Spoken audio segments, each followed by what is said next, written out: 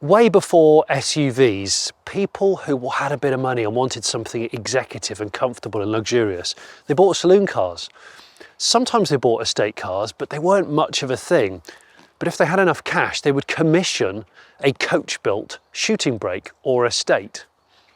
The car I'm going to see today, I've come up to a beautiful part of Dumfries and Galloway in Scotland.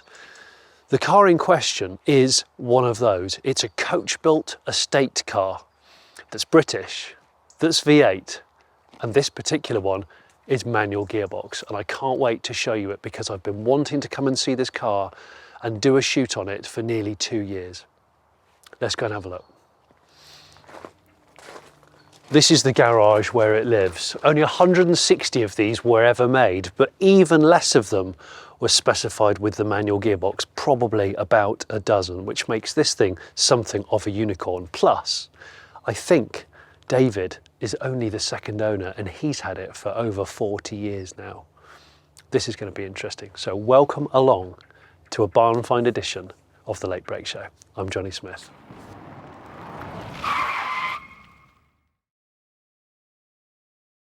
This is a really exciting day for me because we've chatted for ages. That's right. Like a year and a half. It's been a long time. It has been a long time, I know. And the day before we were going to film last time, you had that fall. That's right. You've spent a spell in hospital. Yep.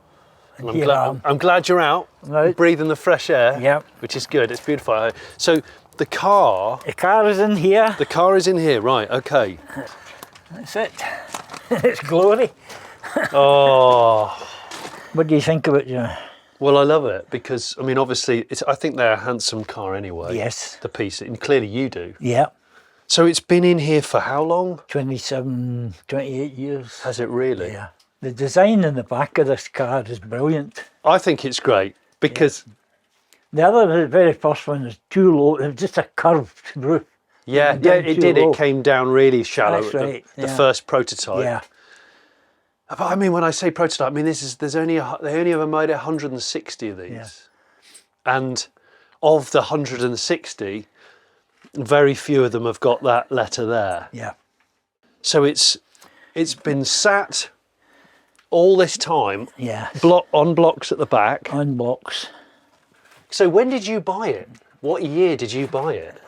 It'll be in that book that I showed you, that manual that you've been going through. I'm sure it's in there. Yeah. But, wow. So this was all coach built. This whole estate. Yep. This whole roof section from the C-pillar back. All different from the car. Yeah. All of this boot floor's different. Yep. And it came with this rubber matting in it. And yeah. And all I think it was optional, either a rubber or a carpet finish. Yeah. And I think the guy that had it made dogs, that's why he got the grill, and I think that's why it's a rubber. Right. So that dog grill was an optional extra when you ordered one of these. Yep, absolutely. And the battery house in there. Oh, really? That's where the battery goes, in there. Oh, okay. Yep. Because of course they took a fully furnished saloon and then they had to match the carpet and tailor all of these panels. That's right. Yeah. And a different headlining. Yeah. So the radiator's out here because it was removed. He was going to do some work, try and get it on running again. Yeah. But, how long ago did the engine seize, do you think? 2 or 3 years after I put it in the garage. Right, okay. Because I was just too busy to pay attention to it. Yeah. Start it regularly, which I should have done. Yeah. Did you use it lots, or was it like a special occasion car? Well, even when I got that, I was still running a company car. Okay. And my wife had a car. Yeah. And you found this car in Scotland? You bought? Oh yeah. But, I purchased it from a guy in Alloway. And he bought it new, you think? He bought it new. Wow. This was a seriously expensive car in period. Oh yeah. The conversion was something like £1,200 on top of the car. car. Yes. The chap that ordered it originally clearly went to town with the dog guard, the manual gearbox, the Webasto sunroof. Yeah. I know that I can't run the car today because it's seized from sitting a long time ago. which is sad because it's only done 40-something thousand. 44,000. Goodness, 44,000 miles. I would love to get it off the blocks and roll it out into the, I was going to say in the sunshine. It is dry today, it's just cold. Yep. Give it a dust down and see it parked outside for the first time in all these decades. And yeah. Because it's for me, it's such a fascinating, handsome, interesting car. When you bought this car, you didn't live in this location, is that right? No, I lived up in Ayrshire. Right, so, and then the reason why the car started to sit a long time is because you relocated. Yeah.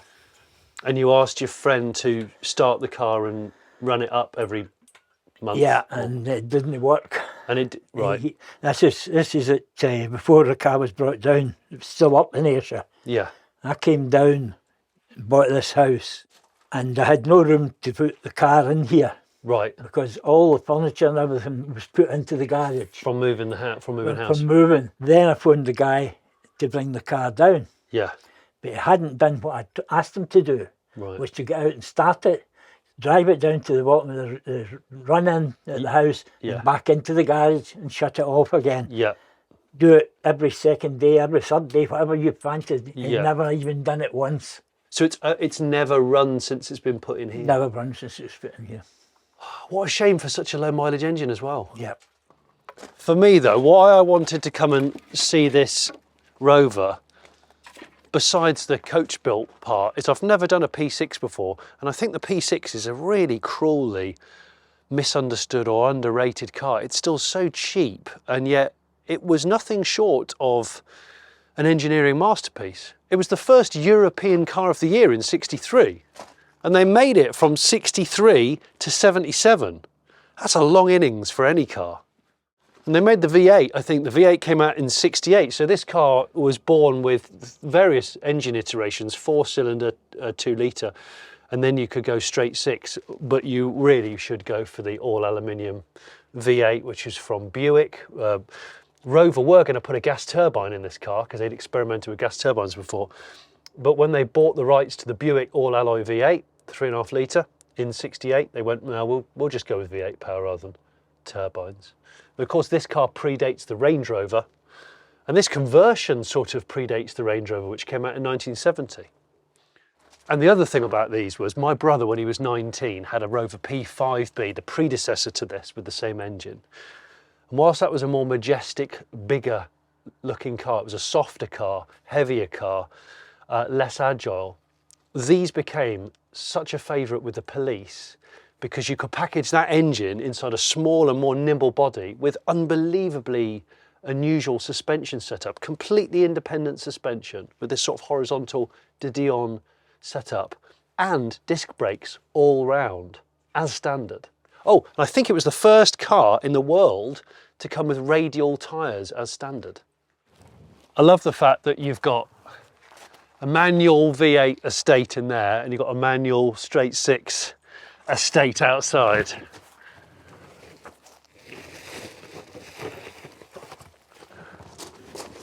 You said to me this garage door hasn't been open since the Rover went in. No, these chips were laid after the garage was shut up. Oh yeah, we might have to scrape some of those away. Yeah.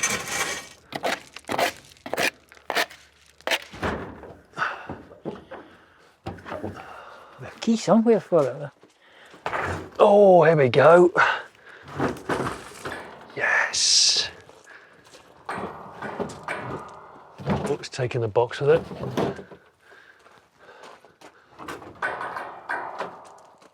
It's actually hitting the garage.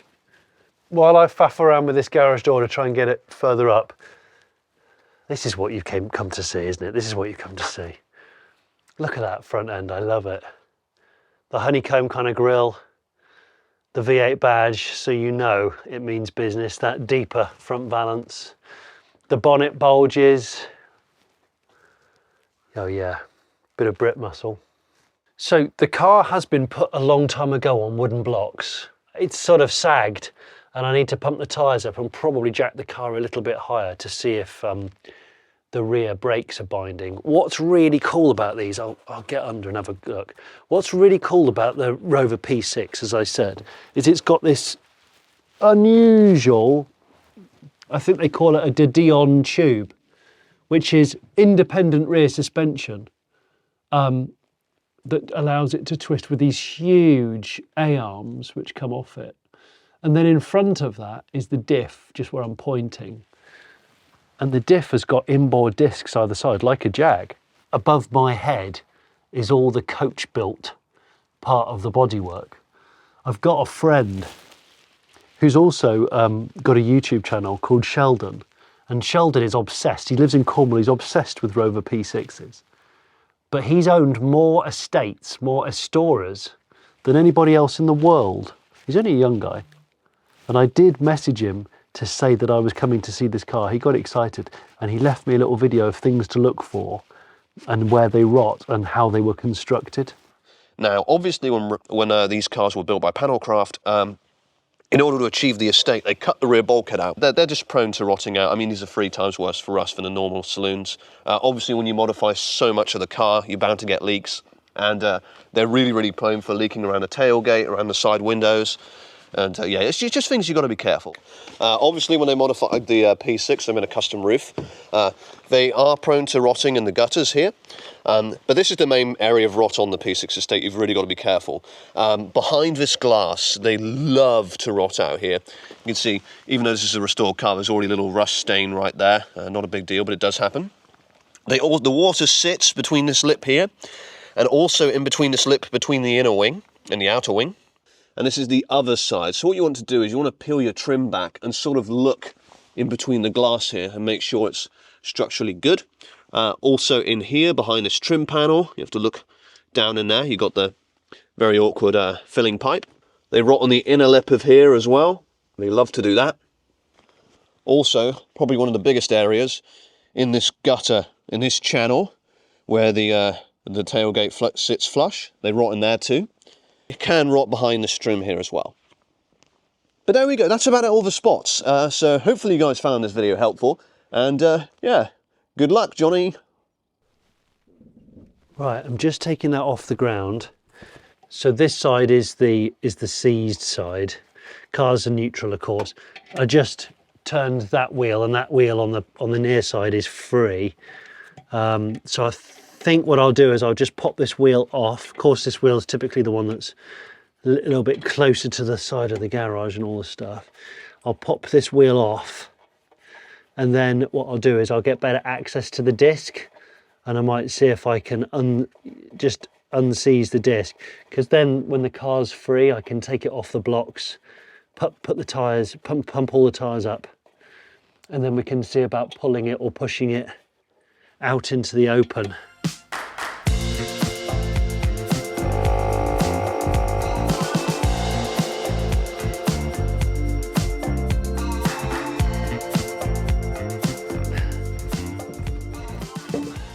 While I'm crammed into a tight, dusty space on a very cold day, can I ask you to like and subscribe, please? I've done loads of barn finds, like hundreds probably now. Come watch some more. Was that creepy? It's not supposed to be. Congratulations, David.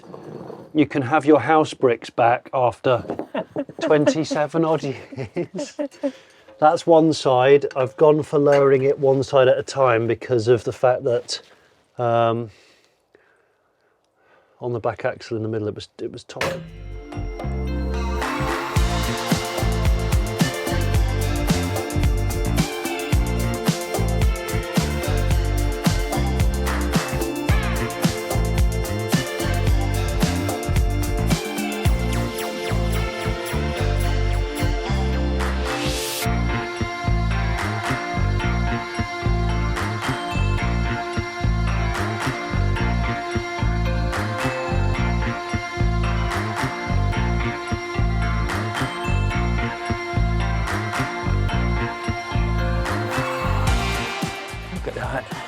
Look at that!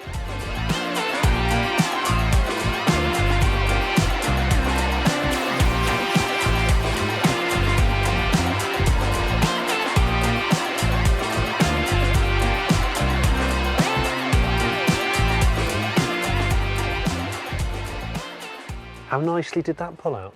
It was running very nicely. There was no sound coming from it at all. It just sort of glided out. Yes, it certainly did. I was surprised. Yep, and it's looking good when you see it sitting outside. The profile Yeah. with the way the wheel sits so low in the arch at Yeah. the back. That's what I like about Yeah. these. They look great. Yep. That sloping, that real graceful sloping tail. I know it's not to everybody's taste, but I mean, I've got a thing for it. I think it's beautiful. I mean, you know, It's cool, isn't it? Yep. I've noticed that the coach-built part of the car, so from there onwards, Yep. is surprisingly good. Where it's been sat on blocks, you know, like all those bricks, Yep. the floor is a bit soft there. But the arch, save for that scab which has been touched up sometime in the distant past, the arches are pretty good. I've got to say, every single door is just Perfect alignment. really, really nice. Yep. Like, Perfect really, alignment. look at that, the thud. When these things launched, I think the early cars had a horizontal speedo, or the 4-cylinder and 6-cylinder cars, but I just love the fact that there's such clear instruments. This beautiful 2 leg steering wheel here, and that really stubby manual shifter with that like lift collar there. And they always had the badge there just to constantly remind you. I think that they got the design just so right. I mean, for a start, I couldn't find, this morning when we were looking through to try and find the bonnet release, just couldn't find it. It's got another lock barrel like the ignition here. There. A hidden second glove box. So the bonnet pull is in there. And these seats, normally, they often had what they call the ET headrest. They look like ET extraterrestrial. And they were optional in the back, I think, but this has got the dog guard, which is perhaps why it hasn't got them. But look at it. The vinyl roof was optional, and of course the vinyl roof does, unfortunately, promote rot. And a lot of them did rot. But I think maybe this sitting for so long, in so many cases with barn finds, has actually helped it. Despite the fact it's a bit sad, needing an engine rebuild, it might have actually saved the car. Look at these. These remind me of my, quarter lights. Operate on a nice geared knob. My Chevrolet Impala's got those. I love that. The Estoura, and if you haven't guessed it by now, the name is half estate, half Tourer. It had to relocate the fuel tank, I think. It's in there. Yeah, and this claimed to have 3 times the boot volume of the saloon P6. And you can actually see, now that we've got all this exposed, this is the guts of the coach building. Yeah. Where the car was cut. Yeah. And all the new panel work was let in by FLM Panelcraft. FLM Panelcraft, based in London, you've got some literature from them, which is brilliant. Yeah. People thought that these were made by Crayford, who used to make convertibles and stuff, but they weren't. And the franchise for selling these was H.R. Owen, who is still going, I think. Yeah. This is by far the Achilles heel of these coach-built cars, where they put the panels onto the existing car. There was no rust proofing, slightly careless craftsmanship. There's a lot of pop riveting going on, and the drain channels, I believe, were blocked. You know, this is surprisingly solid along here. I mean, we'd need to look behind here. And there's a lot of paint flaking here and on there. Basically, there's a lot of paint flaking where Panelcraft will have painted to match the original car's colour. Yeah. It's obviously reacted over time. So information on the P6 Estoura is quite scarce, because I guess they didn't make that many, Right. and most people don't even know they exist. Except me. But I know you've built up an incredible archive, which is just brilliant, Yeah. of what you know about your particular car. Yeah. So these are pictures of when it was Yeah. immaculate. You didn't see that as well. That was tucked inside the front cover. Yeah. I do love a good launch brochure. And these are photos of when you presumably have been taking it places when it was immaculate. So let me get this right. Your relationship with the car started in 81. 81. So you've had it since 1981. Wow. A long time. Yeah. The car's a 72. So you had it when it was 9 years old. Yeah. You're the second owner. We know that HR Owen were the sort of concessionaires of it. Yep. And we know that they started converting them obviously in the late 60s. You've got some really good motor and auto car tests of when they were new. And a picture of one of the prototypes before this, which had a much more fasty back, less practical back. But you've got like the original, compliment slip from FLM Panelcraft here, which I presume are no longer going, but maybe they are. What magazine is this from? At last, an estate car conversion on a Rover. So this is actually a letter from FLM Panelcraft to you, Yep. Mr. David Kens. We thank you for your letter, dated 26 September 1981. The conversion, originally on the Rover 2000, was designed and built by us and approved by the Rover Company. We carried out about 160 such conversions, most of them being retailed by HR Owen Limited, but the first ones were by Hurst Park Motors. The roof panel is aluminium on a steel frame, the original rear wings being modified and a tailgate fabricated from steel with aluminium panel. We regret only one copy of our brochure on this conversion remains in our possession, but we have enclosed a copy of our current Range Rover conversions. It's in there. From the director of the company, H.S. Fry. Yeah. Loads of old tax discs. This is a copy of the FLM Panelcraft brochure, I'm guessing, introducing the Rover 2000 and V8 3.5 litre estate cars from FLM Panelcraft Limited. The estate conversion on the Rover 2000 and 3.5 maintains the high standard of design, engineering and workmanship associated with Rover products, combining elegance and luxury with the practicality of an estate. That's the price list. Yeah, that's the price list. The car, 1,450 quid, total 1,895, conversion cost 680 plus purchase tax £2,778.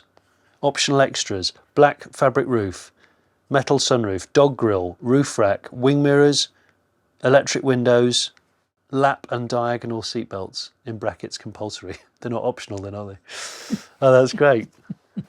My question to you is, what are you going to do with the car? It's in my will that's going to my son. It's in your will? Yeah. So you're not going to put it up for sale? No? No, he's going to get it in my will. And is he going to... And get it back on the road. Well, I hope it does. It deserves to go back on the road. Yeah. It's an astonishing car.